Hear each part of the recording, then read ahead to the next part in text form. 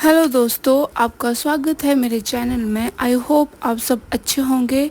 आज हम डिस्कस करेंगे ट्रैवलर्स के बारे में जो हमारे देश में टाइम टू टाइम आते रहे हैं, एंशिएंट टाइम से लेके मॉडर्न एरा तक। आज की वीडियो में मैंने मैगस्थनीज को कवर किया है। ये कौन थे, कहाँ से आए थे, किसके शासनकाल में आए थे और क्यों आए थे, इन सब क्वेश्चंस के आंसर आज हम इस वीडियो में देखेंगे। ये एक बहुत छोटी सी वीडियो है। आई विश आपको ये पसंद आएगी, तो इस चैनल को लाइक एंड सब्सक्राइब करना ना भूलें। चलिए स्टार्ट करते हैं। Megasthenes was an ancient Greek historian, Indologist, diplomat and ethnographer. इनका जन्म ग्रीस में हुआ था अराउंड 350 BC। ऐसा बोला जाता है कि फर्स्ट टाइम इंडिया में ये अलेक्जेंडर द ग्रेट के टाइम पे आए थे। जब वो आए थे, जब उन्होंने पोरस के साथ लड़ाई करी थी, उस टाइम भी ये भारत आए थे, ऐसा माना जाता है। और अलेक्जेंडर की जब डेथ हुई थी तो उसके बाद जो उनका जो एम्पायर था, वो उनके जो जनरल्स थे उन्होंने आपस में डिवाइड कर लिया था।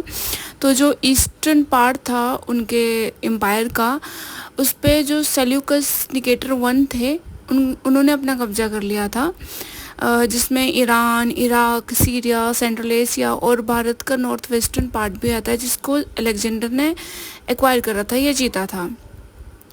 और उस टाइम जो इंडिया था, मतलब सिर्फ इंडिया, आज का इंडिया ही नहीं था, उस टाइम जो इंडिया की जो बॉर्डर्स थी वो अफ़गानिस्तान तक थी, जिसमें पाकिस्तान, अफ़गानिस्तान वगैरह ये सब आते थे। तो उस पे जो था वो सेल्यूकस का ने अपना कब्जा कर लिया था पहले, मतलब अलेक्जेंडर ने कब्जा किया था, तो वो भी फिर सेल्यूकस के अंडर ही आ गए थे एक तरह से। तो ये जो मैगस्थनीज थे ये अलेक्जेंडर के बाद सेल्यूकस की कोर्ट में आ गया, और फिर उसने अलेक्जेंडर के बाद सेल्यूकस को अपनी सेवाएं देना स्टार्ट करी है। उसके लिए उसने काम करना स्टार्ट करा। जैसे ही सेल्यूकस एराकोशिया का राजा बना, एराकोशिया मीन्स वही पार्ट जो उसके अंडर आए थे अलेक्जेंडर की डेथ के बाद। सेल्यूकस ने सोचा कि अपने एम्पायर को ईस्टर्न साइड बढ़ाता हूँ, जो कि पहले अलेक्जेंडर ने जीते थे, उसको रिक्लेम करता हूँ। उसने अपनी सेना लेकर फिर इंडिया की तरफ जैसे वो बढ़ा, तो उसको एक सरप्राइज़ मिला यहाँ पे बहुत बड़ा, कि जिस रीजन को एक्वायर करना चाहता था वहाँ पे तो चंद्रगुप्त मौर्य का शासन था। चंद्रगुप्त मौर्य ने मगध में मौर्य वंश की स्थापना करी थी। जब अलेक्जेंडर भारत आया था तब उस टाइम मौर्य वंश इस्टेब्लिश नहीं हुआ था, मगध पे धनानंद का राज था। तो जैसे ही जब चंद्रगुप्त अलेक्जेंडर वापस चला गया, उसके थोड़े समय के बाद चंद्रगुप्त मौर्य ने धनानंद को मारा और मगध पे अपना राज्य स्थापित कर लिया। तो फिर जो भी टेरिटरी थी धनानंद के अंडर, या उसके बाद जैसे नॉर्थ ईस्ट वेस्ट साइड में, वो भी चंद्रगुप्त मौर्य ने अपने अंडर कर ली। तो फिर सेल्यूकस ने सोचा कि ठीक है, मैं इसके साथ अब लड़ाई करता हूँ और अपने जो भी रीजन है उसको वापस ले लूँगा। तो 305 और 303 BC के अराउंड उनके बीच में लड़ाई हुई, जो कि around somewhere around Indus river valley के या फिर गंधार रीजन के आसपास कहीं हुई थी। ये जो लड़ाई हुई थी इनके बीच में, ऐसा माना जाता है कि इसका कोई एग्जैक्ट जो कंक्लूजन था वो नहीं निकला था, क्योंकि कहीं भी मेंशन नहीं है कि कौन जीता था। बट हाँ, ज़्यादातर लोग यही मानते हैं कि चंद्रगुप्त मौर्य की इस बैटल में जीत हुई थी।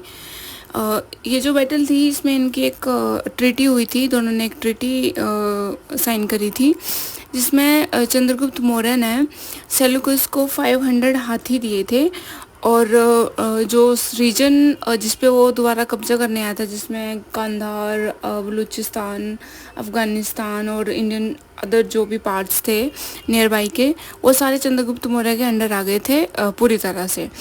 और सेल्यूकस ने अपनी बेटी की शादी भी चंद्रगुप्त मौर्य से कराई थी इसके बाद ही।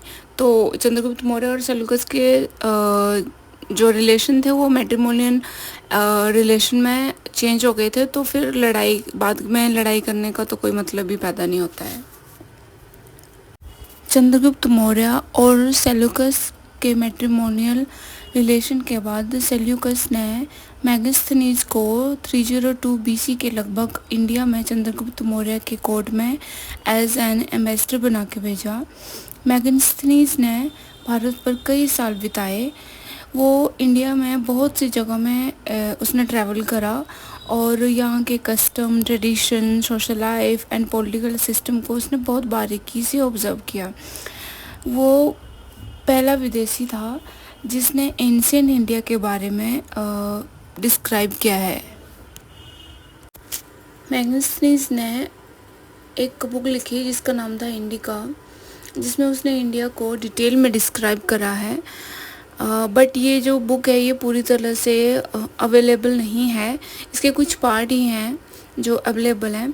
जो ग्रीक और लैटिन कुछ हिस्टोरियन थे जिन्होंने इन पार्ट्स को बचा के रखा है।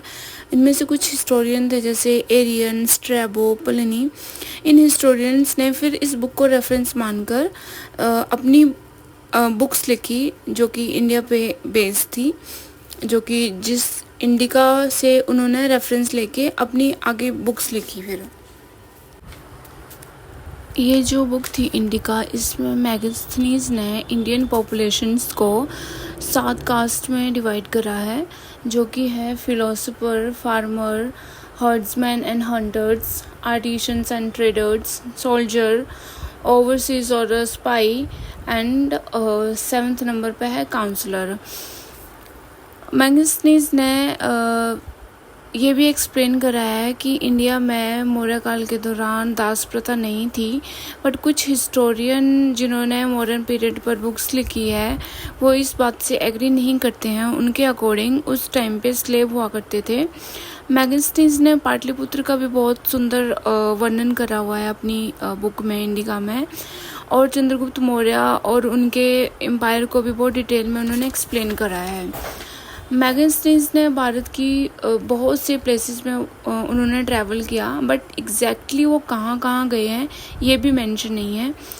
वो कब भारत से वापस गए ये भी कहीं मेंशंस नहीं है। But according to the ancient Greek text उनकी डेथ 290 BC में हो गई थी। Okay friends, that's all for the now. इसी तरह की वीडियो देखने के लिए please like and subscribe my channel. मिलते हैं अगले वीडियो में। धन्यवाद।